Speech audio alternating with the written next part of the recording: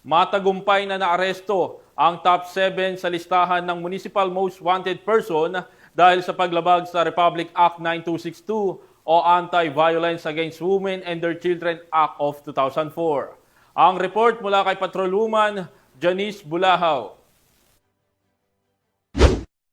Matagumpay na naaresto ng pinagsanib na persa ng Pilar Municipal Police Station, katuwang ang 2nd Provincial Mobile Force Company, ang isang most wanted person municipal level sa loob ng BJMP Bataan District Jail, Barangay Doña Orani, Bataan. Kinilala ang suspect bilang isang 44 anyos na pintor at residente ng Barangay Santa Rosa, Pilar, Bataan, nakabilang sa listahan ng top 7 municipal level most wanted persons ng naturang bayan. Ayon sa ulat, ang pag-aresto ay sinagawa sa bisa ng warrant of arrest para sa kasong paglabag sa Section 5 ng Republic Act 9262 o Anti-Violence Against Women and Their Children Act of 2004 na mainirerekomendang piyansang 120,000 pesos. Ang suspect ay kasalukuyang nasa kustodiya ng mga otoridad para sa kaukulang dokumentasyon at tamang disposisyon. Sa pamumuno ni Police Colonel Marites A. Salvadora, Provincial Director ng Bataan Police Provincial Office,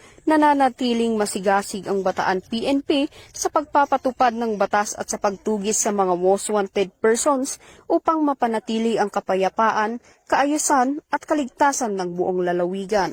Mula dito sa Gitnang Luzon, ako ang inyong PNN correspondent, Patrolwoman Janice Bulahaw, alagad ng batas, tagataguyod ng Balitang Pulis.